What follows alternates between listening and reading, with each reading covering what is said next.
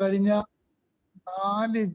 4 Saturday For the past 4 Saturdays, Trinity എന്ന ഈ വിഷയമാണ് പഠിച്ചത്. we have been studying about Trinity. ഏകദേശം ഒരു ഐഡിയ ആ ദൈവവചനത്തെ പറ്റി അല്ലെങ്കിൽ ആ ഡോക്ടറിനെ പറ്റി നിങ്ങൾക്ക് ലഭിച്ചോ? I hope you have an idea of the doctrine of Trinity. നമ്മൾ അല്പം ആരംഭ ഈ ബിഗിനിങ് ക്ലാസ്സിലൊക്കെ കുറച്ച് ഹെററ്റിക്കൽ ടീച്ചിങ് കൾട്ടായി മാറിയത് അതിനെപ്പറ്റിയൊക്കെയാണ് നമ്മൾ ആദ്യത്തെ ക്ലാസ്സിൽ ചിന്തിച്ചത്. In the first class we focused on the heresies and the cults that were around at this time. അതിനുശേഷം നമ്മൾ മോണോത്തീസം, വൺ ഗോഡ് ആണ് സ്ക്രിപ്ചർ ഇൻട്രൊഡ്യൂസ് ചെയ്യുന്ന ദൈവം എന്ന് നമ്മൾ പറഞ്ഞു. The next class we studied about monotheism, the one God that the scripture speaks of. അതിനുശേഷം നമ്മൾ ഒരു ട്രിനിറ്റിക്ക് ഏറ്റവും കൃത്യമായിട്ട് മനസ്സിലാക്കാവുന്ന ഒരു ഡെഫിനിഷൻ നമ്മൾ മനസ്സിലാക്കി. We studied about the definition of Trinity. ഓർക്കുന്നുണ്ടോ? Do you remember the definition? One Yeah. being and three. See, one being And 3 person, they were co-equal and co-eternal. We studied about one being, 3 persons, co-equal and co-eternal. ആ definition അനുസരിച്ച് നമ്മൾ one being എന്ന് പറഞ്ഞാൽ എന്താണെന്ന് പഠിച്ചു. Based on that definition, we saw what one being is about.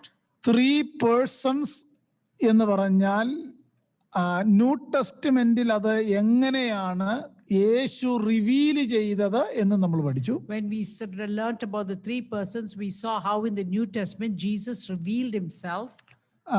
ഈ 3 പേഴ്സൺസിനെ യേശു reveal ചെയ്ത് വെളിപ്പെടുത്തി കൊടുത്തു. How Jesus revealed the 3 persons of Trinity.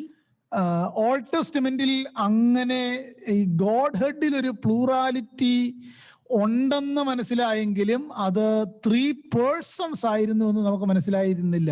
In the Old Testament we know Godhead was one, but than 3 persons, but it was not revealed. But in the New Testament it is revealed. Old ടെസ്റ്റ്മെന്റിൽ God ഹെഡിൽ ഒരു plurality ഉണ്ടായിരുന്നു, പക്ഷേ ആ plurality 3 persons ആണെന്ന് കൃത്യമായി മനസ്സിലായത് new ടെസ്റ്റ്മെന്റിലാണ്. We know in the Old Testament the Godhead was a plurality. There is plurality in them, but it was revealed clearly in the New Testament. Old ടെസ്റ്റ്മെന്റിൽ ചെറിയ ഹിന്റ് ഒക്കെ ഉണ്ടായിരുന്നു. Only hints were given in the Old Testament. New ടെസ്റ്റ്മെന്റിൽ വന്നപ്പോൾ 3 persons in the Trinity. In New Testament the 3 persons of Trinity has been revealed. ആരൊക്കെയായിരുന്നു 3 persons? Who are the 3 persons? Father, Son and Holy Spirit. ഈ 3 പേഴ്സണും co-equalലും co-eternalum ആയിരുന്നു എന്നാണ് last വീക്കിൽ നമ്മൾ പഠിച്ചത്. Last week we studied that these 3 persons were co-equal and co-eternal. Co-equal എന്നതിന് Father ഗോഡിനെയും God the സണ്ണിനെയും ഗോഡ് ദ ഹോളി സ്പിരിറ്റിനെയും യാഹുവേ, ജഹോവ, തിയോസ് ആ നിലയിൽ പുതിയ നിയമത്തിൽ വിളിച്ചിരിക്കുന്നതായി നമ്മൾ അതിന്റെ അർത്ഥം മനസ്സിലായി. Last week we studied that co-equal God the Father, God the Son, God the Holy Spirit, the different names, and theos that was known in the New Testament. ഈ 3 പേരും യാഹുവേ അല്ലെങ്കിൽ വെരി ബീയിങ് ഓഫ് ഗോഡ് ആണെന്ന് ഞാൻ പറഞ്ഞു തന്നു. These 3 people were the being of God, Yahweh. 3 people, 3 persons. 3 persons, sorry.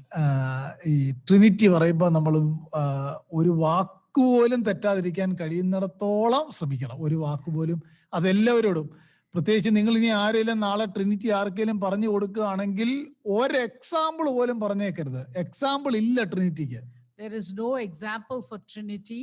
So when you teach somebody, you have to be very clear and words specifically. Very careful ആയിരിക്കണം. ഒരു വാക്ക് പോലും അബദ്ധത്തിൽ വന്നു പോകരുത്. we should not misinterpret or missay the words even. Okay, വളരെ careful ആയിട്ട് ഈ വിഷയം പറയാവുള്ളൂ. We have to be very careful when we talk about അന്നേരം Trinity. co-equal, eternally exist ആയിരുന്നു എന്നാണ് നമ്മൾ പഠിച്ചത്. Co-equal means he will eternally exist. Co-eternal. അത്രയും കാര്യം നമ്മൾ കഴിഞ്ഞ ആഴ്ച പഠിച്ചു. നിങ്ങൾ നോട്ട് നോക്കിയാൽ ഈ കാര്യം മനസ്സിലാക്കാം. You will understand from your notes all these portions that we studied last week, until last week. പക്ഷേ നമ്മൾ ന്യൂ ടെസ്റ്റ്മെന്റ് വായിക്കുമ്പോൾ, But when we read the New Testament scripture, എല്ലാ പാസേജിലൂടെയും പോയാലും ഈ ട്രയൂൺ ഗോഡിൽ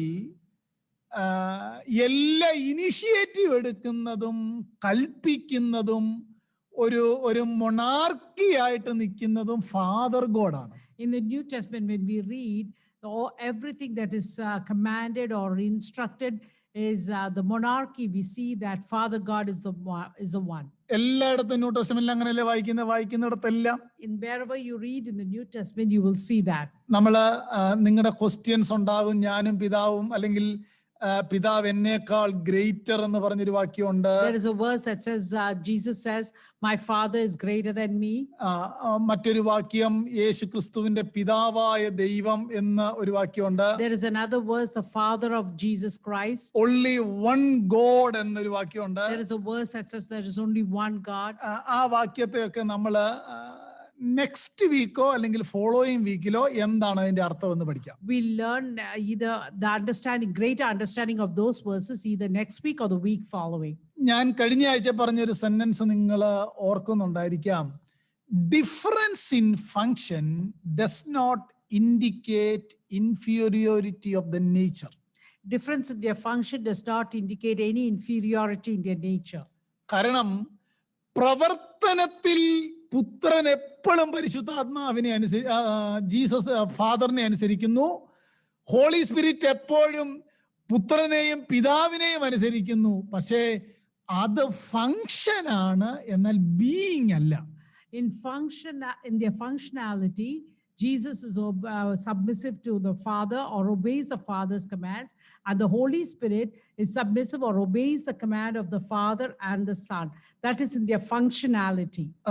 ഇനി നമ്മൾ ആ ഫങ്ഷണൽ സബോർഡിനേഷൻ എന്താണെന്ന് പഠിക്കാൻ പോവാം. So today we're going to study what the functional subordination is.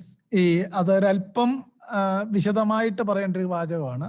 I have to explain that term very clearly. Subordinationalism.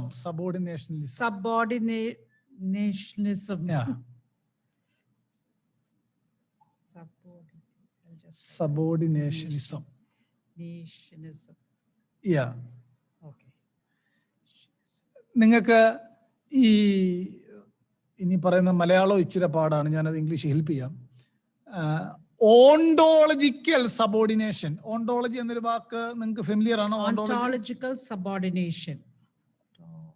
Ontology, subordination. Axiological, ആ പദങ്ങളൊക്കെ അത്രയും ഫെമിലിയർ ആയിട്ട് നമ്മൾ കോമൺലി ഉപയോഗിക്കുന്ന വാക്കുകളില്ല. ഓണ്ടോളജിക്കൽ, ആക്സിയോളജിക്കൽ, ഞാനൊന്ന് പറഞ്ഞുതരാം. ഈ ഓണ്ടോളജിക്കൽ സബോർഡിനേഷൻ എന്ന് പറഞ്ഞാൽ, Ontological subordination means, മലയാളത്തിൽ അതിന്റെ സിമ്പിൾ മലയാളത്തിൽ പറഞ്ഞാൽ സത്താപരമായ സബോർഡിനേഷൻ എന്നാണ് അർത്ഥം. സത്ത എന്ന് പറഞ്ഞാൽ എസൻസിൽ അങ്ങോട്ടും ഇങ്ങോട്ടും സബോർഡിനേഷൻ ഉണ്ട്. They are subordinate to the essence of them. പറയാം ഞാൻ പറഞ്ഞുതരാം, പിന്നെ കുഴപ്പമില്ല. ഈ ഓണ്ടോളജിക്കൽ സബോർഡിനേഷൻ എന്ന് പറഞ്ഞാൽ അതിന്റെ തിയറി ഇങ്ങനെയാണ് പോകുന്നത്. ഫാദറിന്റെ ബീയിങ്ങിൽ ഹയർ ആണ്, ജീസസിന്റെ ബീയിങ്ങിൽ ലോ ആണ്. അതാണ് ഓണ്ടോളജിക്കൽ സബോർഡിനേഷൻ എന്ന് പറഞ്ഞാൽ. In their being, the Father is higher and Jesus is little lower. അതുപോലെ തന്നെയാണ് ഈ അതിന്റെ ഓൾമോസ്റ്റ് ആയിട്ട് വരുന്ന മറ്റൊരു വാക്കാണ് axiological subordination. A similar word, axiological subordination, similar meaning. പക്ഷേ സ്ക്രിപ്ചർ നമ്മൾ നോക്കുമ്പോൾ ഈ ഓണ്ടോളജിക്കൽ സബോർഡിനേഷൻ അല്ല ഫാദറും ജീസസും ഹോളി സ്പിരിറ്റും ആയിട്ട് കാണുന്നത്. We don't see this ontological subordination according to the scriptures, the relationship between the Father, Son, and the Holy Spirit. കാരണം നമുക്ക് ഞാൻ ആ വാക്യങ്ങൾ എടുക്കാം സമയം മുന്നോട്ട് പോകുമ്പോൾ. ഫാദർ ജീസസിനെ ഗോഡ് എന്ന് വിളിച്ചിട്ടുണ്ട്. Father has called Jesus God. Scripture Holy സ്പിരിറ്റിനെ ദൈവം എന്ന് വിളിച്ചിട്ടുണ്ട്. Scripture has called Holy Spirit God. അങ്ങനെങ്കിൽ ഓണ്ടോളജിക്കൽ സബോർഡിനേഷൻ ഉണ്ടായിരുന്നെങ്കിൽ പരസ്പരം ഇങ്ങനെ വിളിക്കാനായിട്ട് പറ്റത്തില്ല. If there was ontological subordination, then they cannot call each other as God. അങ്ങനെ വിളിക്കാൻ പറ്റില്ല. They cannot call each other. കാരണം എപ്പോഴും ഒരാൾ മേളിൽ നിൽക്കുകയാണ്. Because according to ontological subordination, one person is always higher than the other. എന്നാൽ അങ്ങനല്ല സ്ക്രിപ്ചർ പറയുന്നത്. That's not how scripture calls. It says scripture പറയുന്നത് ഫങ്ഷണൽ സബോർഡിനേഷൻ ആണ്. Scripture speaks about functional subordination. ഈ ഫങ്ഷണൽ സബോർഡിനേഷനെ പറ്റി നമ്മൾ കൃത്യമായിട്ടൊന്ന് മനസ്സിലാക്കണം. You have to understand very clearly about functional subordination. എപ്പോഴും ഓർത്തോണം, ഓണ്ടോളജിക്കൽ സബോർഡിനേഷൻ അല്ല, ആക്സിയോളജിക്കൽ സബോർഡിനേഷനും അല്ല, functional subordination. So we have to understand it's not ontological or axiological subordination, but it is functional subordination. ഞാൻ അല്പം കൂടെ വിശദമായിട്ട് പറഞ്ഞാൽ, ഈ യേശു കർത്താവ്, listen to me very carefully, Jesus എപ്പോഴും പിതാവ് പറയുന്നത് അനുസരിക്കുകയാണ്. Jesus always obeys the Father, whatever the Father says. എന്നിട്ട് ജീസസ് തന്നെ പറയുകയാണ്, പിതാവ് പറയാത്ത ഒന്നും ഞാൻ പറയില്ല.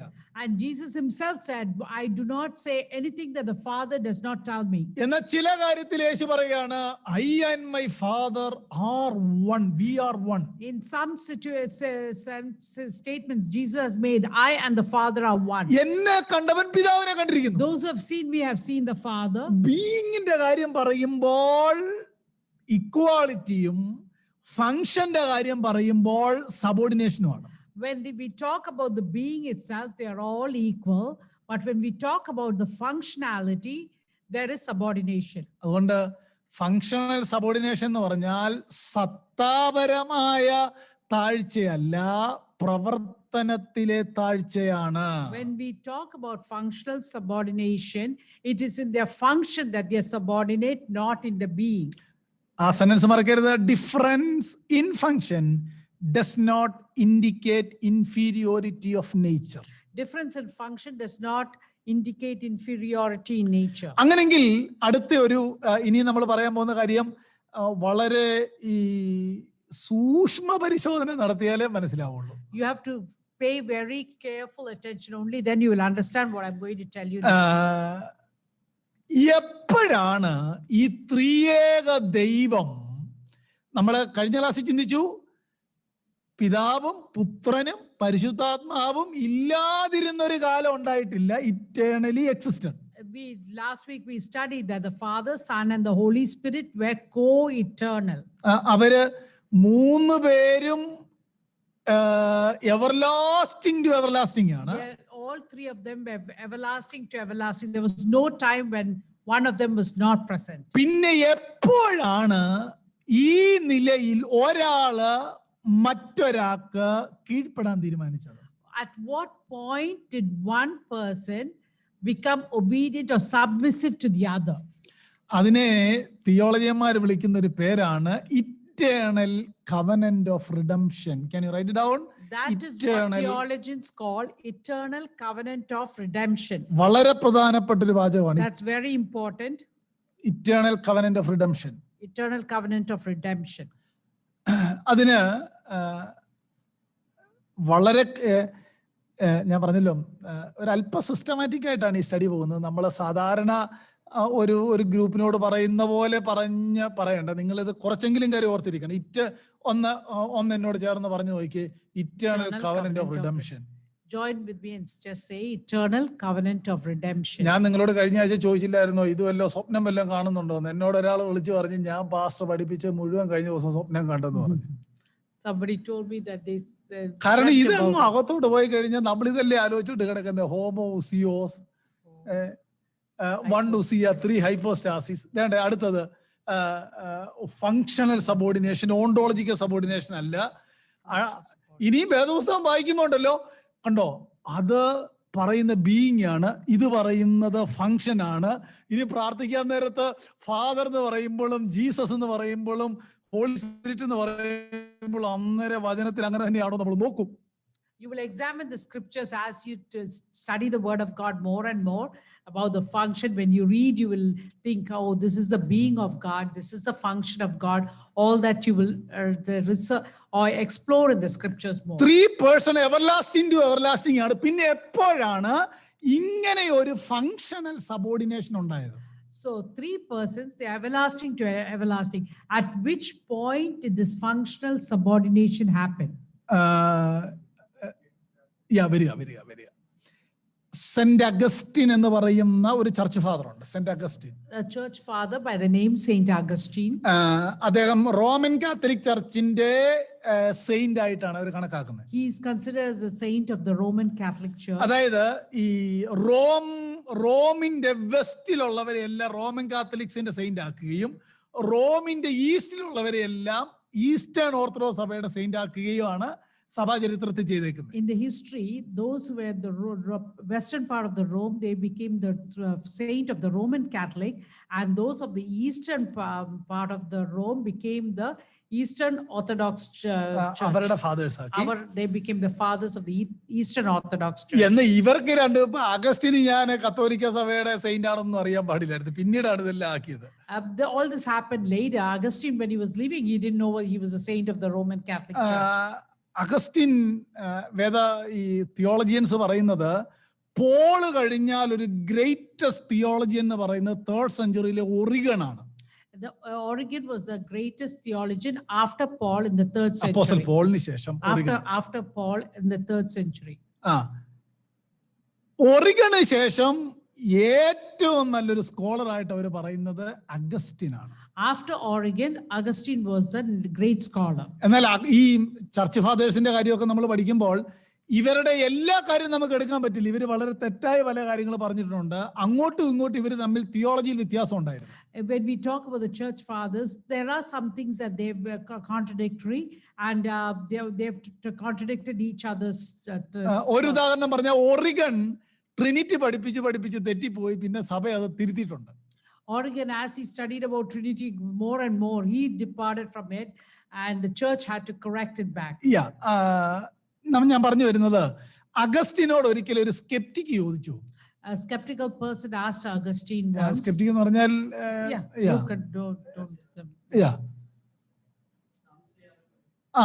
ഈ മറ്റൊരു നിലയിൽ പറഞ്ഞാല് ഈ അഗ്നോസ്റ്റിക് സ്കെപ്റ്റിക് എന്നൊക്കെ പറഞ്ഞാല് അവര് ഒരു ദൈവം ഉണ്ടെന്ന് വിശ്വസിക്കുന്നില്ല, സ്റ്റിൽ ദേ ആർ സെർച്ചിങ്, അങ്ങനെ പറയുന്ന ഒരു group. A group of skeptical people and agnostic people. അതിനകത്ത് ഒരിക്കൽ അഗസ്റ്റിനോട് ഒരു സ്കെപ്റ്റിക് ചോദിച്ചു. A skeptic asked Augustine, what was God doing before he created the world? What was God doing before he created the world? Augustine തമാശയായിട്ട് ഉത്തരം പറഞ്ഞു, നിന്നെ പോലുള്ള പാപികളെ ഇടാനായിട്ട് ദൈവം നരകം ഉണ്ടാക്കുകയാണെന്ന് പറഞ്ഞു.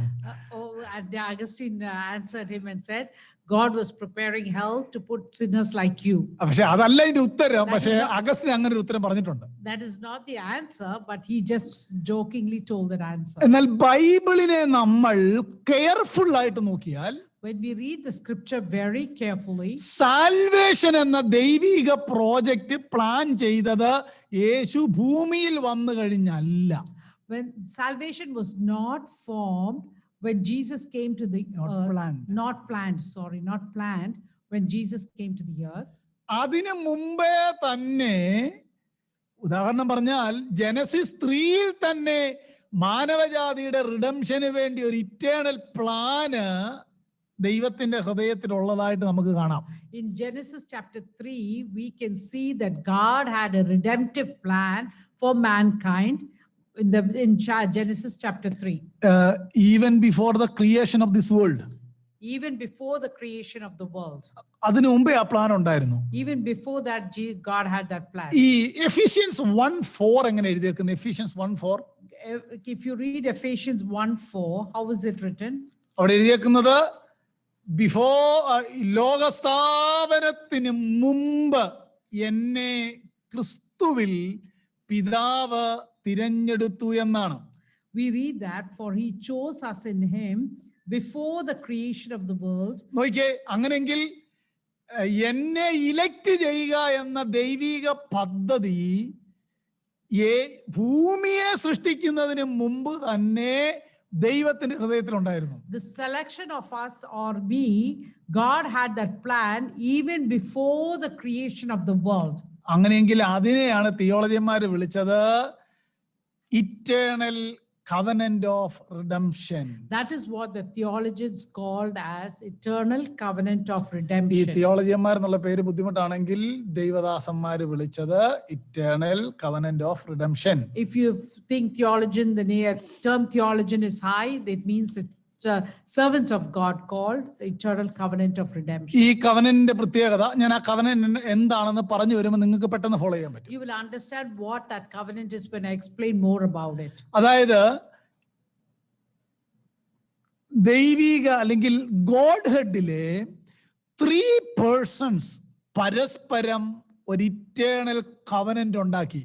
So in Godhead, the 3 persons made an eternal covenant between themselves.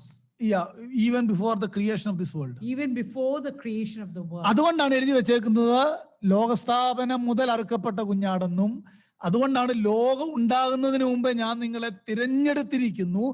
ആ പദങ്ങളിൽ നിന്നൊക്കെ മനസ്സിലാക്കാം ദൈവിക പ്രോജക്റ്റ് നമ്മെ പറ്റിയുള്ളത് ആരംഭിക്കുന്നത് ക്രിയേഷന് മുമ്പായിരുന്നു.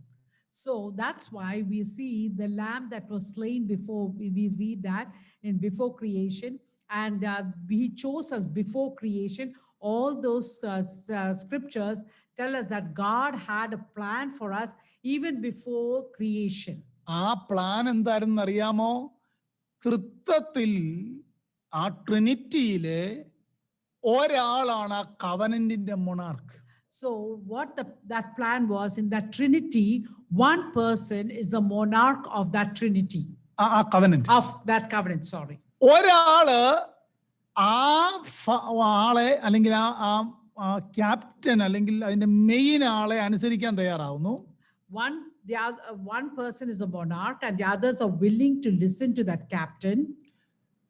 അങ്ങനെ നമ്മൾ തിരുവെഴുത്ത് നോക്കിയാൽ പിതാവിന്റെ അനുസരിച്ചാണ് പുത്രൻ ഭൂമിയിലേക്ക് വന്നത്. So when we read the scriptures, we see that according to the desire or the will of the Father is when the Son came to this world. ഇവര് രണ്ടുപേരൂടെയാണ് ഹോളി സ്പിരിറ്റിനെ അയക്കുന്നത്. The two of them together are sending the Holy Spirit. അങ്ങനെങ്കിൽ creation നോക്കിയാലും redemption നോക്കിയാലും ത്രിയേക ദൈവത്തിന്റെ corporate ആയിട്ടുള്ളൊരു work നമുക്ക് കാണാം. So when we look at creation and when we look at redemption both, we see the work of the triune God in all of them. ക്രിയേഷനെ നമ്മൾ തൽക്കാലം വിടുന്നു, റിഡംഷൻ മാത്രം എടുക്കാം. നമ്മുടെ So now salvation. we'll set aside creation, but let's go focus on redemption. ഇനിയും ഇച്ചിരി പ്രയാസമാണ് ഇത് പറഞ്ഞു വരുമ്പോൾ, എങ്കിലും ഞാനിത് കൺക്ലൂഡ് ചെയ്യുമ്പോൾ നിങ്ങൾക്ക് മനസ്സിലാവുമെന്നാണ് ഞാൻ വിചാരിക്കുന്നത്. It's a little hard to explain, but I hope you will understand by at the end of my teaching. അതായത് ഈ കവനന്റ് ഇങ്ങനായിരുന്നു. The covenant is such. Eternal covenant of redemption എന്ന് പറഞ്ഞാൽ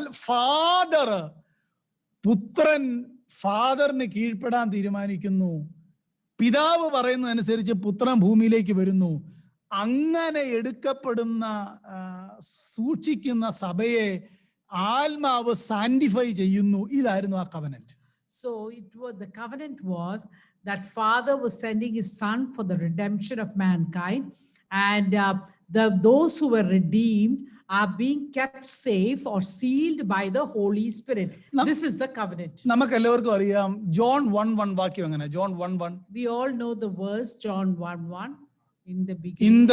ആദിയിൽ വചനം ഉണ്ടായിരുന്നു. So in John 1:1 we read, in the beginning was the word. ആ ഉണ്ടായിരുന്നെന്ന് പറയുമ്പോഴേ അറിയാം that word was eternal. When we hear that word was eternal. വചനം with God ആയിരുന്നു. The word was with God. അങ്ങനെയല്ലേ വായിക്കുന്നത്? വിത്ത് ഗോഡ് എന്നുള്ളിടത്ത് വിത്ത് ഗോഡ് എന്നതിന് ഗ്രീക്കിൽ ഉപയോഗിച്ചിരിക്കുന്ന വാക്ക് പ്രോസ്റ്റോൺ തിയോൺ എന്നാണ്. ഒന്ന് പഠിക്കാവോ? പ്രോസ്റ്റോൺ Theon. For in the Greek, the word for in the beginning or the word is pros ton theon. theon. ഞാനും നിങ്ങളെ പോലെ ഗ്രീക്ക് പഠിക്കാനോ അവിടെ ഒന്നും ജനിച്ചു പോകുന്നല്ല. ഞാനും നിങ്ങളെ പോലെ ഒരു നാട്ടിൽ ജനിച്ചാണ്, പിന്നെ പഠിക്കേണ്ട വന്ന പ്രോസ്റ്റോൺ തിയോൺ. പ്രോസ്റ്റോൺ തിയോൺ എന്ന് പറഞ്ഞാൽ, പ്രോസ് എന്ന് പറഞ്ഞാൽ മുഖ, face to face. That is the meaning. Pros means face to face. നിങ്ങൾ നോക്കിയേ, ആ വാക്യത്തിന്റെ അർത്ഥം അങ്ങനെയെങ്കിൽ ജോൺ 1:1 തന്നെ, word was eternal, word was face to face with the father. So when we see that scripture, word was eternal and the word was with face to face with Father. കണ്ടോ equality? കണ്ടോ? So you see the equality there. Face to പ്രോസ് ടോൺ തിയോസ്. Proston theos. Word was eternal, word was with God എന്ന് പറഞ്ഞാൽ face to face, ആ intimate റിലേഷൻഷിപ്പിൽ ഇരിക്കുകയായിരുന്നു. So the word was eternal and the word, they were face to face with God. That means the intimate relationship with each other. അവിടെ നിന്നാണ് ഫിലിപ്പിയ ലേഖനം 2-ാം അധ്യായത്തിന്റെ 5 മുതൽ വായിക്കുന്നത്. അവൻ ദൈവരൂപത്തിലിരിക്കെ ദൈവത്തോടുള്ള സമത്വം മുറുകെ പിടിച്ചു കൊള്ളണമെന്ന് വിചാരിക്കാതെ വേഷത്തിൽ മനുഷ്യനായി ദാസരൂപം എടുത്ത്. എവിടുന്നായി? എങ്ങനെ ആയിരിക്കുന്നേ? Word was with God, face to face റിലേഷൻഷിപ്പിൽ. അത് മനഃപൂർവം വേണ്ടെന്ന് വെച്ച് ഏതിന്റെ കാര്യത്തിൽ? ആ ഇറ്റേണൽ റിഡംഷന്റെ കാര്യത്തിൽ വേണ്ടെന്ന് വെച്ച് താഴോട്ടിറങ്ങി വരുന്ന പുത്രൻ. They were face to face with God. Jesus was face to face with God, but due to the redemption plan, for Jesus came down to this world to redeem mankind. അതായത് നിങ്ങൾ നോക്കിയേ, പിതാവുമായിട്ട് face to face ആയിരുന്നു. Jesus was face to face with Father. അങ്ങനെ ഇരുന്നപ്പോഴാണ് ഇവര് തമ്മിൽ ഇവരെ redemption ആ project ഉണ്ടാകുന്നത്. So when they were face to face with God, the redemption plan or project, covenant ഉണ്ടാകുന്നത്. covenant took place. അങ്ങനെ ഇരുന്നപ്പോൾ എന്ത് ചെയ്തു? ദൈവത്തോടുള്ള സമത്വം മുറുകെ പിടിക്കാതെ പുത്രൻ താഴാൻ തീരുമാനിക്കുന്നു. Jesus did not stay there, cling on to the Father there. He came to the world to redeem mankind. എന്നിട്ട് ഭൂമി വന്നപ്പോൾ മുഴുവൻ പുത്രൻ എന്നാ ചെയ്തേ?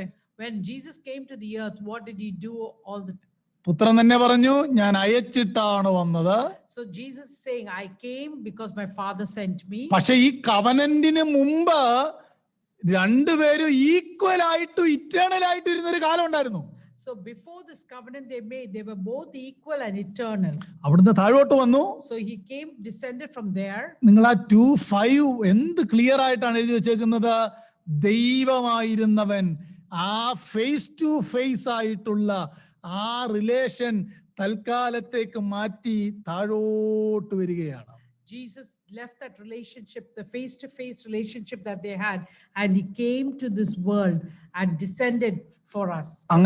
അങ്ങനെ താഴോട്ട് വന്നു കഴിഞ്ഞപ്പോൾ, when he came to the earth, താഴോട്ട് വന്നു കഴിഞ്ഞപ്പോൾ ആ താഴെ യേശു വന്നുകൊണ്ടാണ് ഇടയ്ക്കിടയ്ക്ക് മേരിയോടും മറ്റുള്ളവരോടും ഒക്കെ പറയുന്നുണ്ട്, ഞാൻ പിതാവിൻ്റെ ഇഷ്ടമാണ് ചെയ്യുന്നത്, പിതാവിൻ്റെ ഇഷ്ടം ചെയ്യുന്നതാണ് എൻ്റെ ആഹാരം, പിതാവിന് ഇഷ്ടമുള്ള സീറ്റിലാണ് ഞാൻ ഇരിക്കേണ്ടത്.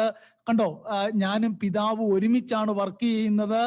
ഈ വാക്യങ്ങൾക്കകത്തൂടെ എല്ലാം ആ ഒരു കവനന്റൽ റിലേഷൻഷിപ്പ് നമുക്ക് കാണാനായിട്ട് കഴിയും. So when we see that when Jesus came to this earth, he is always saying, I am doing the will of the Father.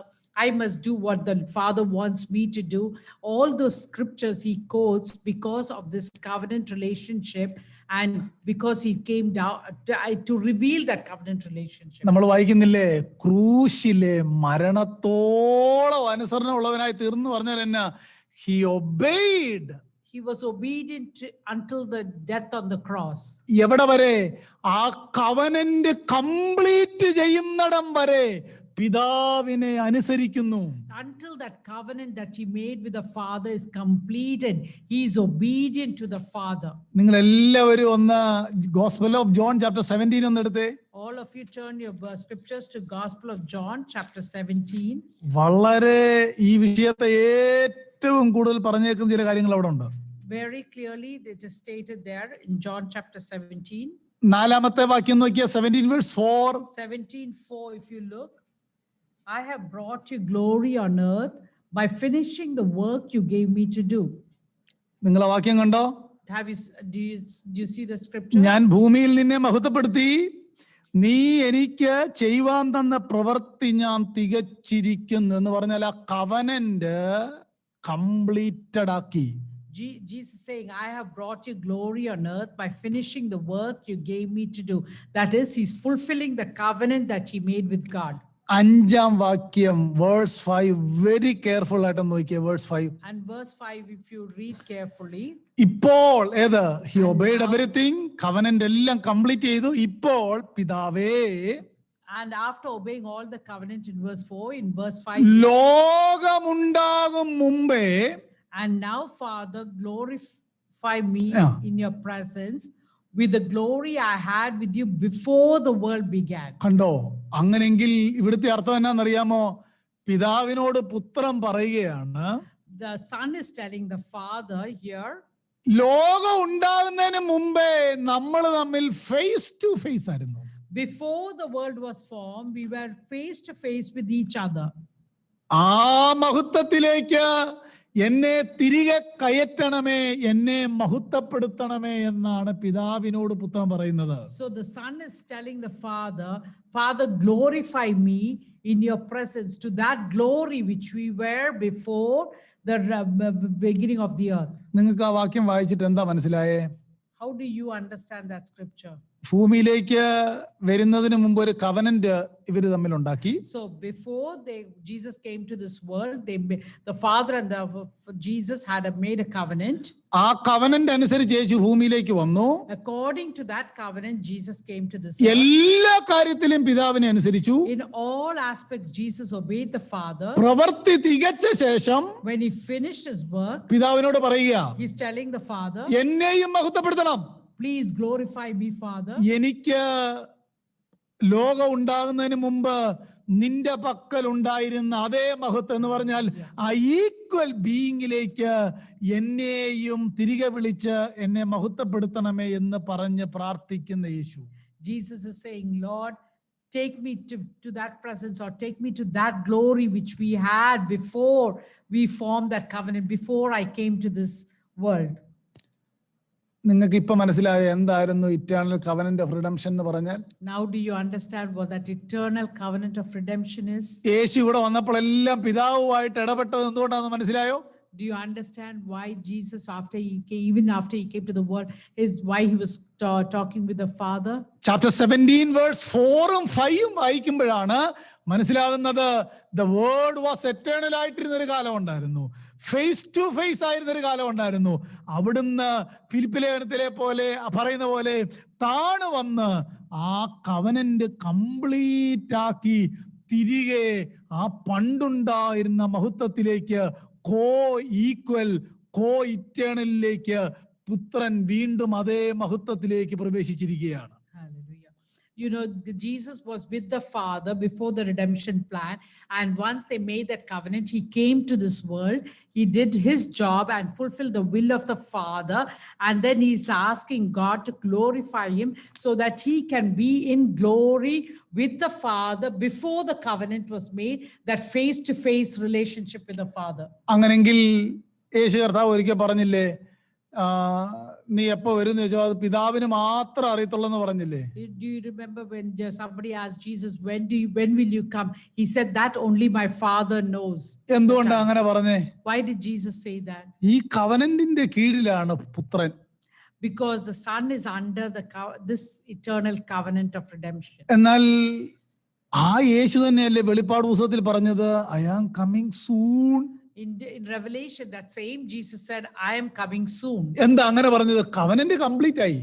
Why is he saying that? Because the covenant is complete. eternal covenant of redemption. that eternal covenant of redemption. ഞാൻ ആത്മാർത്ഥത്തോട് ചോദിക്കട്ടെ, ഒരുവിധം മനസ്സിലായോ? Did you understand this? നോക്കി, യാ,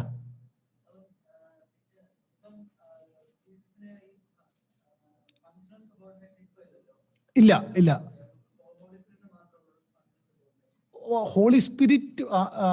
holy സ്പിരിറ്റിന്റെ functional subordination എന്ന് പറഞ്ഞാൽ ഒരു കാര്യത്തിൽ മാത്രമേ ഉള്ളൂ, സഭയെ സാന്റിഫൈ ചെയ്യുകയാണ്. പക്ഷേ സഭ 1-ാം നൂറ്റാണ്ടിലെ സ്ക്രിപ്ചറിൽ തന്നെ ഹോളി സ്പിരിറ്റിനെ വിളിക്കുന്നത് ഗോഡ് എന്നാണ്. മനസ്സിലാവുന്നു?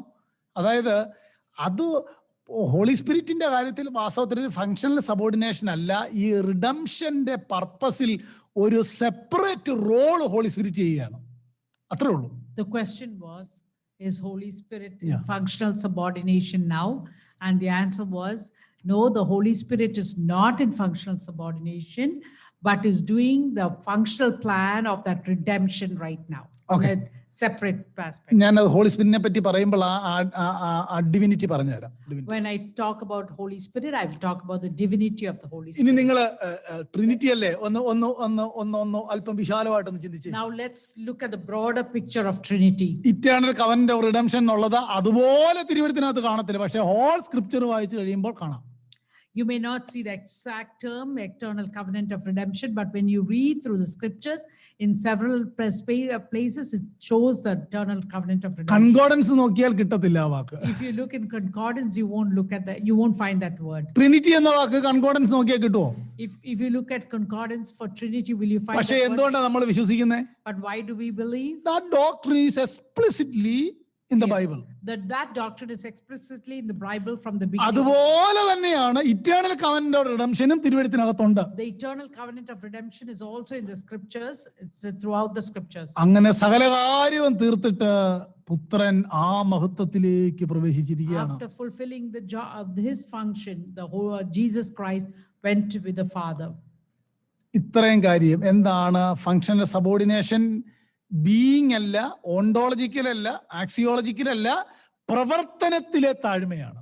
So we see that subordination is functional subordination, not ontological subordination or axiological subordination, but it is functional subordination. Ontological subordination ഇല്ലാത്തത് കൊണ്ടാണ് പുത്രൻ പറഞ്ഞത് എന്നെയും മഹത്വപ്പെടുത്തണം. Because there's no ontological subordination, that's why Jesus said, glorify me also. Me father. Glorify me, Father. എബ്രായ ലേഖനത്തിലേക്ക് വരുമ്പോൾ ഓ God എന്ന് പറഞ്ഞാണ് father പുത്രനെ വിളിക്കുന്നത്. In the Hebrews, we read that Father calls the Son, oh God. അത്രയും കിട്ടിയോ? Now you understand that. ഇനി much. Scripture വായിക്കുമ്പോൾ എല്ലാം ഓർത്തോണം, this is functional subordination. So when you read scriptures, you must understand that this is functional subordination. ആ ഒരു ആശയം മനസ്സിലുണ്ടെങ്കിൽ ഒരു ഡൗട്ടും നമുക്കുണ്ടാകത്തില്ല. When you have that understanding, you will not have any doubt or questions about it. എന്നാൽ ആ ബീയിങ്ങിനെ പറ്റി പറയുമ്പോൾ പുത്രൻ പറയുന്ന ആ വാചകങ്ങൾ വളരെ ഗൗരവമാണ്. നമുക്ക് അതിലേക്കൊക്കെ വരാം സമയമുള്ളവരെ. When we talk about the being, the words that Jesus said is very important. അങ്ങനെങ്കിൽ ഇനി അടുത്തൊരു ടോപ്പിക്കിലേക്ക് പോയാൽ നമുക്ക് പെട്ടെന്ന് ഈ വിഷയം പഠിക്കണമെങ്കിൽ നമുക്ക് വിശാലമായിട്ട് പോകണം. അങ്ങനെ പറ്റത്തില്ല നമുക്ക് നമ്മളെ കൊണ്ട്. If you want to study this topic, it goes extensively, you can go on it. ഞാൻ അങ്ങോട്ട് വരിക ഞാൻ ഓരോന്ന് ഇനി യേശുവിന്റെ ദൈവത്വത്തെ പറ്റി വളരെ പ്രധാനപ്പെട്ട ചില കാര്യങ്ങൾ പറയുമ്പോൾ ഞാൻ ആ വാക്യം എടുക്കാം. ഓക്കെ, ഇപ്പൊ നമ്മൾ പറഞ്ഞ അത്രയും കാര്യം എന്റെ കൂടെ ഒന്ന് ചേർന്ന് ആദ്യം മോണോതീസം പഠിച്ചല്ലോ. Monotheism. Do you understand monotheism? ആ മോണോതീസത്തിൽ 3 പേഴ്സൺ ഉണ്ടെന്ന് മനസ്സിലായല്ലോ. You know, in monotheism there's 3 persons. ആ 3 പേഴ്സൺ കോ ഈക്വലും കോ ഇറ്റേണലും ആണെന്ന് മനസ്സിലായല്ലോ. You understood that the 3 persons are co-equal and co-eternal. ലോകം ഉണ്ടാകുന്നതിന് മുമ്പ് ഈ 3 പേഴ്സൺസ് തമ്മിൽ ഒരു കവനന്റ് ഉണ്ടായിരുന്നു എന്ന് തിരുവഴുത്തിലൂടെ മനസ്സിലാകാമല്ലോ. So through the scriptures you understood even before the world was formed there is a covenant made between the 3 persons. ഏറ്റവും പ്രധാനപ്പെട്ട covenant ഫാദറും സണ്ണും തമ്മിലായിരുന്നു. The greatest covenant was between the Father and the Son. ആ covenant complete ആയിട്ട് പുത്രൻ അനുസരിക്കുന്നു. The covenant, the Son obeys the covenant that he made with the Father completely. Face to face ആയിട്ടിരുന്ന പുത്രൻ താഴോട്ട് വരാൻ തീരുമാനിക്കുന്നു. The Son who was face to face with the Father is decided to come down. എല്ലാം തീർത്തു കഴിഞ്ഞപ്പം പുത്രന്റെ പ്രാർത്ഥന എവറിത്തിങ് ഈസ് ഫിനിഷ്ഡ് എന്ന് പറഞ്ഞാൽ കവനന്റ് കംപ്ലീറ്റ് ആക്കി എന്നർത്ഥം. So when the son came to the world and he died, he said everything is finished. That means he finished that covenant that he made with the Father. അന്ന് കവനന്റിന് മുമ്പ് പിതാവിനോടുള്ള ആ pro stone തിയോസിലേക്ക് എന്നെ മടക്കി വരുത്തണമേ എന്ന് പുത്രൻ പ്രാർത്ഥിക്കുന്നു. എന്നെയും പിതാവ് മഹത്വപ്പെടുത്തണമേ എന്ന് പുത്രൻ പ്രാർത്ഥിക്കുന്നു. The son prays, Father, glorify me with you, so that we may have that relationship, where the face-to-face relationship before the covenant was made. Ontological subordination അല്ല, ആക്സിയോളജിക്കൽ സബോർഡിനേഷനും അല്ല, പ്രവർത്തനത്തിലെ സബോർഡിനേഷൻ ആണ് തിരുവെഴുത്ത് പറയുന്നതെന്ന് നമുക്ക് കൃത്യമായിട്ട് വേദപുസ്തകം വായിച്ചാൽ, ഈ ആശയങ്ങൾ കൃത്യമായി മനസ്സിലാക്കി വായിച്ചാൽ നമുക്ക് എല്ലാവർക്കും മനസ്സിലാക്കാനായിട്ട് കഴിയും. We understand that the functional subordination is what that they follow and not ontological or axial subordination. അങ്ങനെയെങ്കിൽ ക്രിയേഷന് മുമ്പ്, ഈ ലോകത്തെ സൃഷ്ടിക്കുന്നതിന് മുമ്പ് ത്രിയേകദൈവം എന്താ ചെയ്തത്? Before the formation of this world, what did the triune God do? അഗസ്റ്റിനോട് ചോദിച്ചപ്പോൾ അഗസ്റ്റിൻ പറഞ്ഞത് ഹെൽ ഉണ്ടാക്കുകയാണെന്നാ പറഞ്ഞത്. അങ്ങനല്ല, ഒരു covenant ഉണ്ടാക്കുകയായിരുന്നു. So before the formation of the world, God was not creating a hell, but he was making a covenant with ആ each other. കവനന്റിനെ പറ്റി പഠിക്കണമെങ്കിൽ എൻ്റെ ഒരു 5 പേജ് നോട്ട് ഉണ്ട്, ആർക്കെങ്കിലും ആവശ്യമുണ്ടെങ്കിൽ ഞാൻ തരുന്നതായിരിക്കും വായിക്കാൻ. If you need to know more about the covenant, I'll give you a 5-page note so you can read about it. ഇനി നോക്കിയേ, ഈ ജീസസ് ഭൂമിയിലായിരുന്നപ്പോഴും ഉയർത്ത ശേഷവും എല്ലാം ആ ബീയിങ്ങിന്റെ കാര്യം പറയുമ്പോഴെല്ലാം ഗോഡ് എന്നാണ് അഡ്രസ് ചെയ്തത്.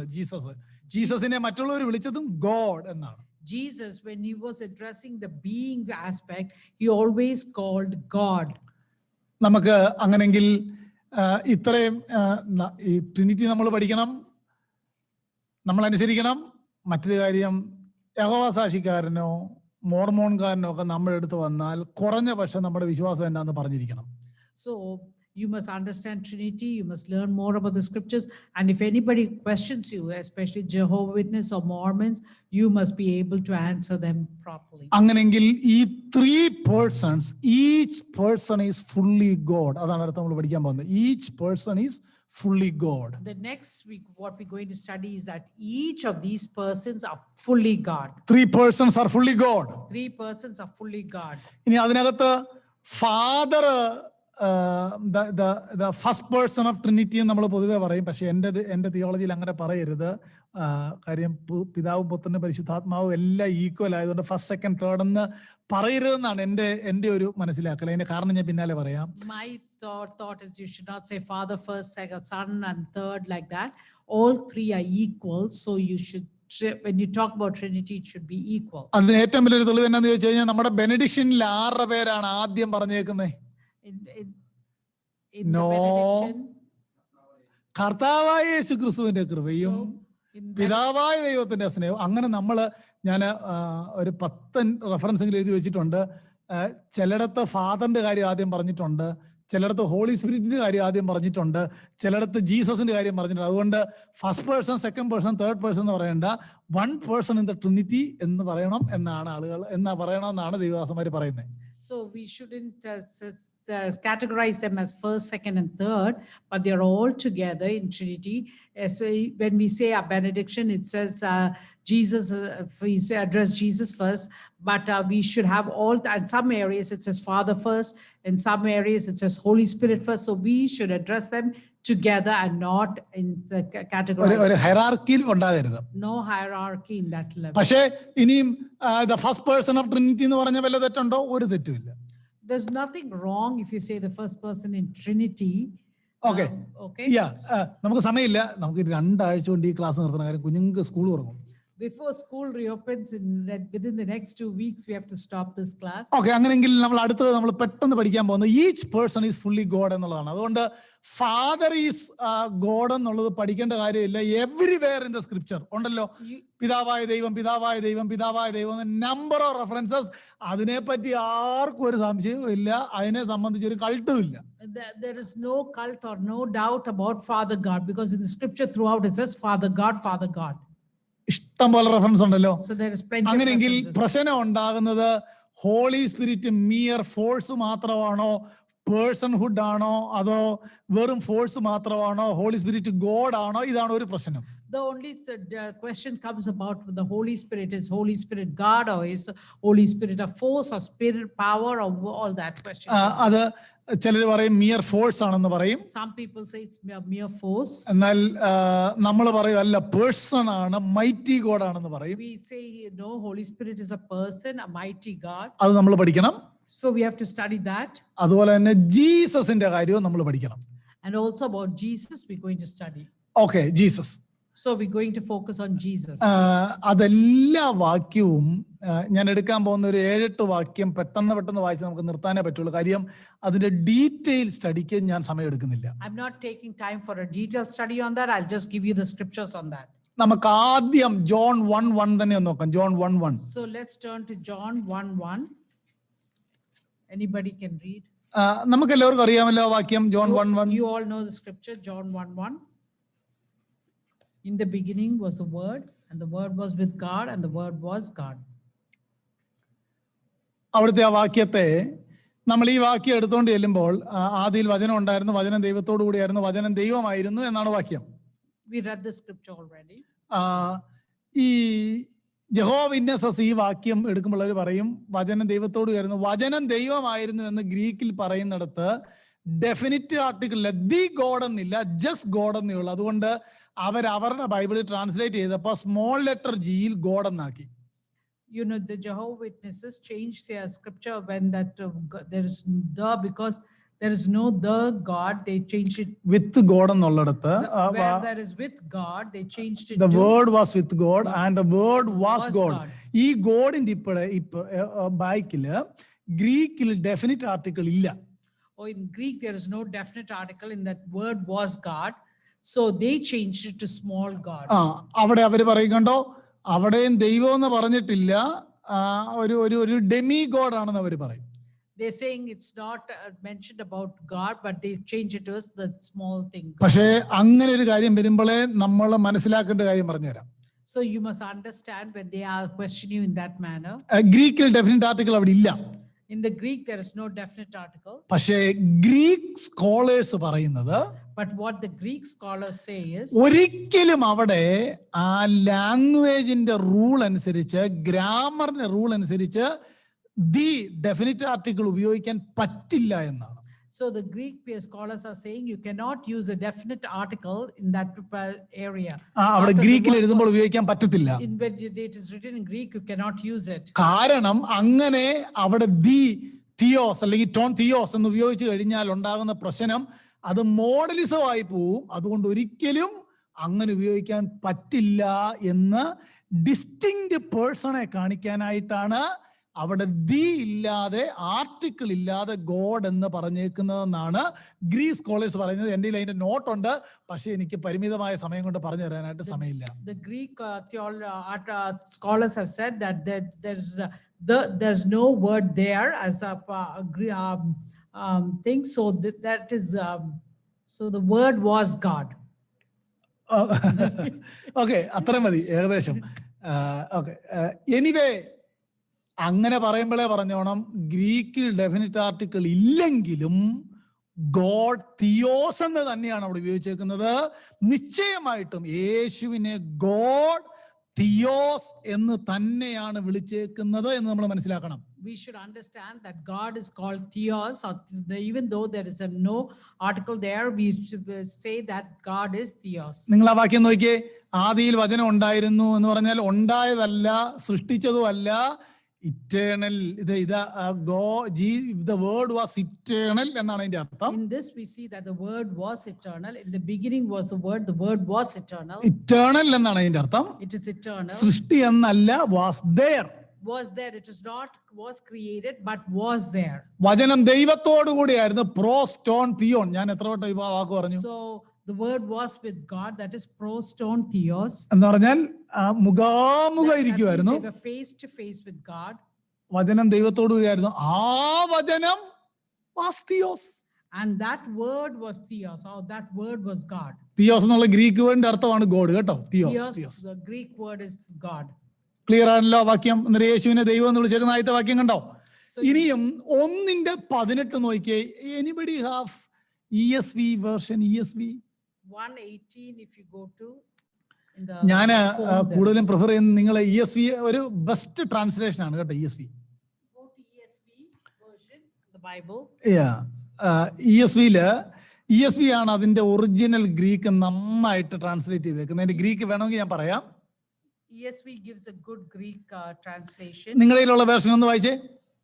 1:18 ESV ഉണ്ടോ? Can you read?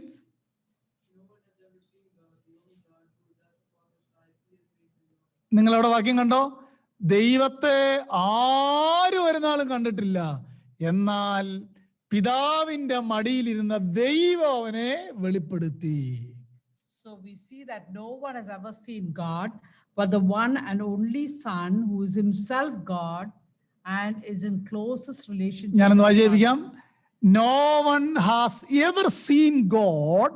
The only God who is at the Father's side, he has made him known. വാക്യം കണ്ടോ? 1:1 യേശുവിനെ ദൈവം എന്നാണ് വിളിച്ചേക്കുന്നത്. 1:18 അവിടെ ഉപയോഗിച്ചിരിക്കുന്ന വാക്ക് വളരെ ഇന്ന് അമേരിക്കയിൽ നമ്മുടെ ഇവാഞ്ചലിക്കൽ സ്കോളേഴ്സിൽ നന്നായിട്ട് ഗ്രീക്ക് പഠിപ്പിക്കുന്ന അധ്യാപകരിൽ ഏറ്റവും പ്രധാനപ്പെട്ട ആളാണ് ഡാനിയേൽ വാലസ്. ആ പേര് മറക്കരുത് കേട്ടോ. Daniel Wallace. Daniel Wallace is a great teacher. ഇന്നത്തെ ഒരു 10 സ്കോളേഴ്സിന്റെ പേരെടുക്കാമെങ്കിൽ ഡാനിയേൽ വാലസിന്റെ പേര് അതിനകത്തുണ്ട്. Daniel Wallace. Daniel Wallace is a great Greek scholar.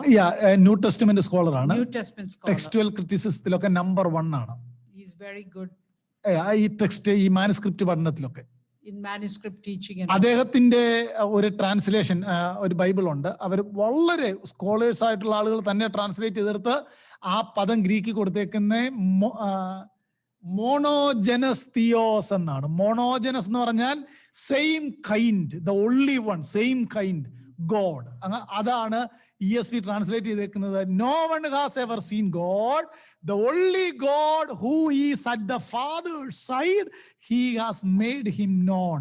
നിങ്ങൾ ആ വാക്യം 1:18 അവിടെ ആ ഗ്രീക്ക് ഒന്ന് എഴുതി വെക്കണം. Monogenes theos. So spelling the word- MONOGENES. Monogenes theos. Monogenes theos. Monogenes theos, you should write that word in verse 18. The only God. The only only God. God. ഈ മോണോജനസ് എന്ന വാക്ക് മറ്റിടത്ത് ഉപയോഗിച്ചേക്കുന്ന only begotten എന്ന് വായിക്കുന്നില്ല. only begotten അവിടെ മോണോജനസ് ആണ് ഉപയോഗിച്ചിരിക്കുന്നത്. മോണോജനസ്. Where we see the only begotten God thing, there also it's monogenes. മോണോജനസ് എന്ന് പറഞ്ഞാൽ the only God. The only God. monogenes. Monogenes theos. Theos. അങ്ങനെയെങ്കിൽ യോഹന്നാൻ 1:1 തന്നെ നമ്മുടെ മാസ്റ്റർ പീസ് അല്ലേ? Isn't that the masterpiece of our നമ്മുടെ John 1? ആർഗ്യുമെന്റിന് വേണ്ടേ? So that is for our argument, we can use that. 1:1 word was eternal, word was face to face with the Father, word was God. 1:18 monogenes theos. We see in 1:18 monogenes theos, and in 1 we see that the word was eternal, and that word was face to face with God, and the word was God. Clear ആയോ? Is it clear? ഇത് ഇച്ചിരി പാടല്ലേ. പ്രസംഗിക്കുന്ന പോലെ പ്രസംഗിച്ച് പോകാൻ പറ്റത്തില്ല. നിങ്ങൾ എല്ലാവരോടും പറഞ്ഞിട്ടല്ലേ ഞാൻ ട്രിനിറ്റി എടുത്തല്ലേ, ഞാൻ പഠിപ്പിക്കത്തേ ഇല്ലായിരുന്നു. We understand. Clear everyone? Monogenes theos.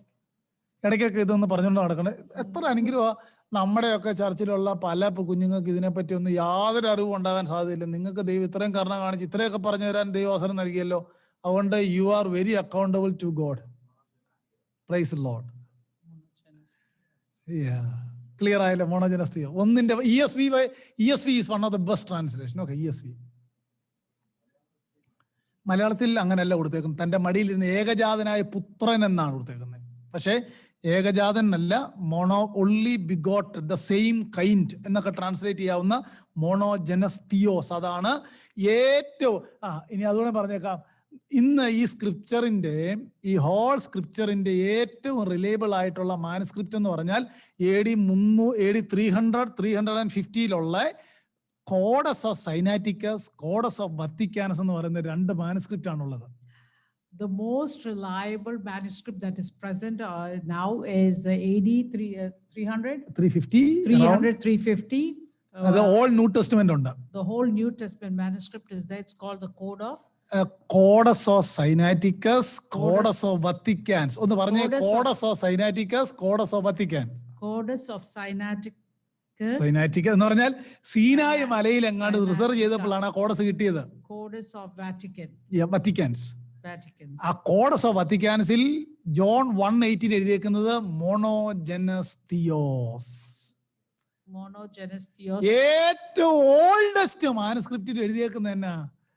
only God who was ആ വാക്യം ഇങ്ങനെയാണ് പറഞ്ഞത്, the only God who is at the Father's side, he has made him known.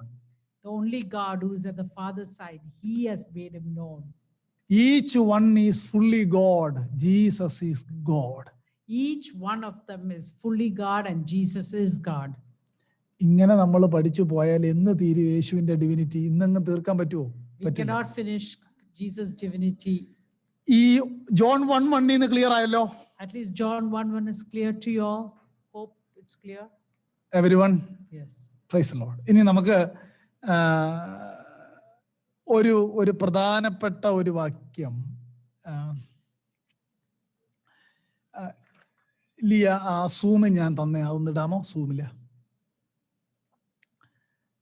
നിങ്ങൾ എല്ലാവരും ഒന്ന് നിരവധി വാക്യമുണ്ട്, എന്നാൽ വളരെ റിലയബിൾ ആയിട്ട് പെട്ടെന്ന് മനസ്സിലാക്കാവുന്നതും ഗ്രീക്കിൽ തന്നെ വളരെ ക്ലിയർ ആയിട്ടുള്ളതുമായ ഒരു വാക്യം 2 Peter 1 ഒന്ന് വന്നേ. 2 Peter 1. Turn to 2 Peter 1.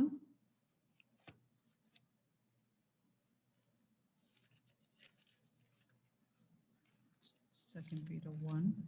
എല്ലാവരും എടുത്തോ?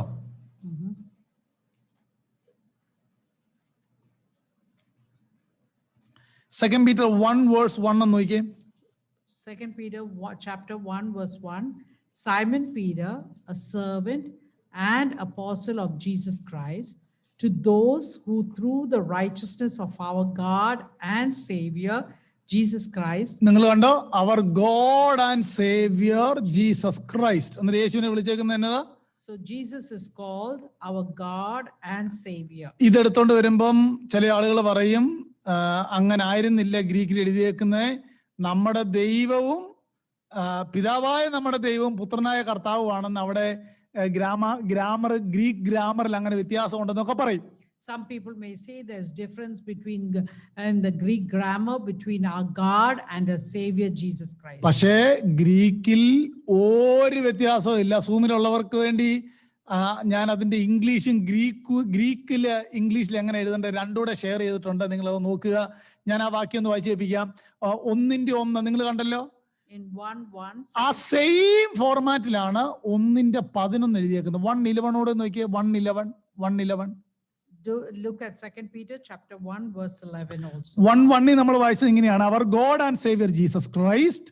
In verse 1 we read our God and Savior Jesus Christ. 1:11 നമ്മൾ വായിക്കുന്നത് our Lord and saviour Jesus Christ. In 1:11 we see the eternal kingdom of our Lord and Savior Jesus Christ. ഇതിനെ ഗ്രീക്കിൽ ഞാൻ രണ്ടും ഒന്ന് വായിച്ച് കേൾപ്പിക്കാം. ഗ്രീക്കിൽ വായിക്കുന്നത് 2 Peter 1:1 ഇങ്ങനെയാണ് വായിക്കുന്നത്, ടോ തിയോ ഹ്യൂമൻ കായ് സ്റ്റോറോസ് ലീസു ക്രിസ്റ്റു എന്നാ വായിക്കുന്നത്. അത് 1:11 വായിച്ചാൽ നമ്മളിവിടെ ക്രിസ്റ്റു, ഇവിടെ നമ്മൾ തിയു എന്ന് ഞാൻ പറഞ്ഞില്ല, തിയോ ടോൺ തിയോ. 1:11 വായിക്കുന്നത് ടോൺ കുരിയോ. ആ രണ്ട് വാക്കിനെ വ്യത്യാസമുള്ളൂ, ഗ്രാമറിൽ ഒരു വ്യത്യാസവും ഇല്ല.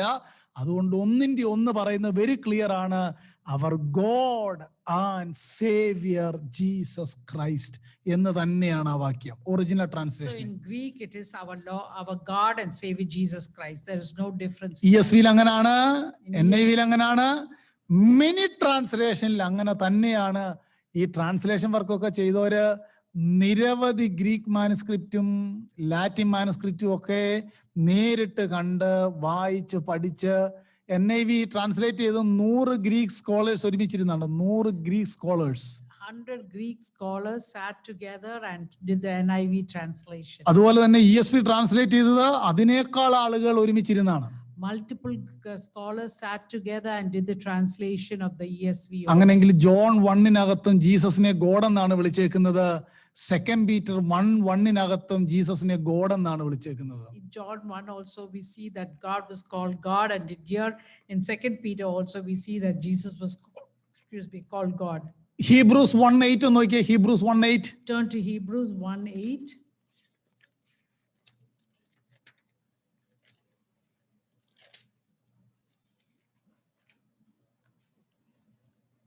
But about the Son he says, But about the Son he says, your throne, O God, will last forever and ever. മതി. അവിടെ വേഴ്സ് 7 വായിക്കുമ്പോൾ ഫാദർ ഗോഡ് ആണ് സംസാരിക്കുന്നത്. In verse 7 we read that the Father God is talking. Verse 8 സണ്ണിനെ, പുത്രനെ Father God വിളിക്കുകയാണ് O God. In verse 8 the Father God is calling the Son, O God. കണ്ടോ വാക്യം? You see that verse? O God. അവിടെയും ഗ്രീക്കിൽ ഇങ്ങനെയാന്നൊക്കെ പറഞ്ഞുകൊണ്ട് വരും, പക്ഷെ ഗ്രീക്കിൽ അങ്ങനൊന്നും അല്ല. വെരി ക്ലിയർ ആണ്. എനിക്ക് സമയമില്ലാത്തതുകൊണ്ട് പറയാൻ പറ്റത്തില്ല. They may say in Greek it is like that, but it's not like that. It's the same, O God. O God. O God. O God. കണ്ടോ വാക്യം? ജീസസിനെ each person is fully God. Jesus is Each God. person is fully God. ഇനിയും വളരെ പരിചയമുള്ളതും ആർക്കും ഒരു ട്രാൻസ്ലേഷനിൽ ഒരു പ്രശ്നമില്ലാത്തതുമായ ഒരു വാക്യമാണ് John chapter 20, gospel of John chapter 20, John chapter 20, verse 24 and 25. verse 24 and 25.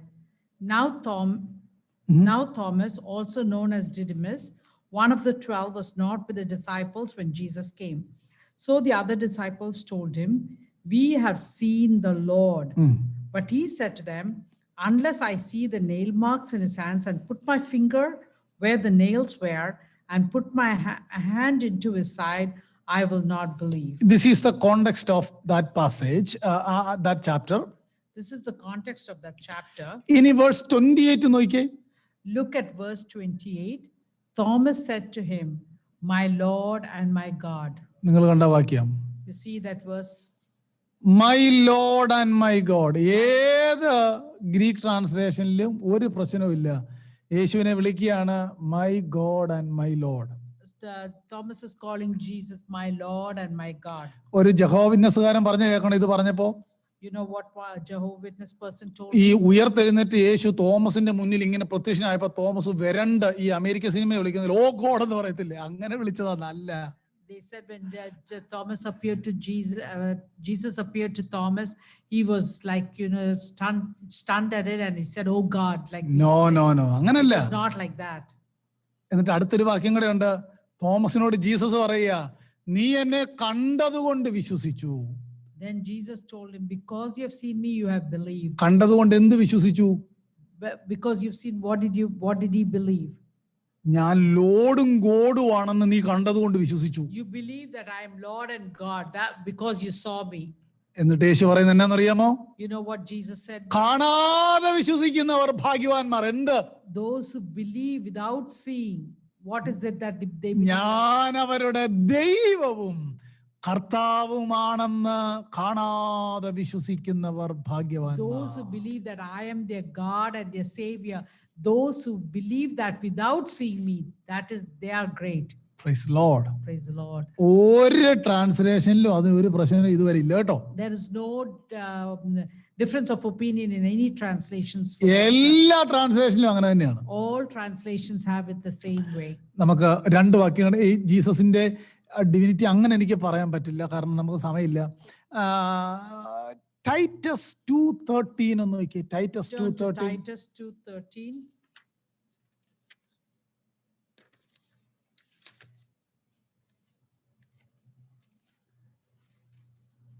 Looking for the blessed hope and the appearing of the glory of പെട്ടെന്ന് somebody please read fast.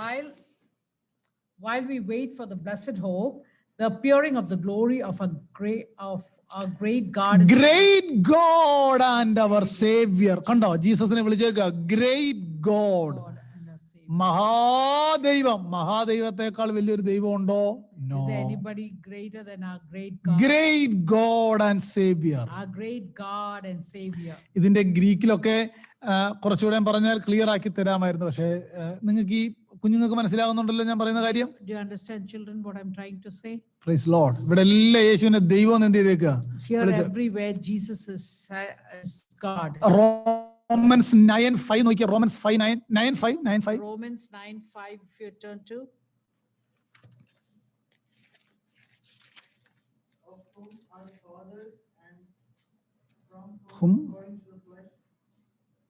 Who is over all, God blessed forever. അല്ലേ?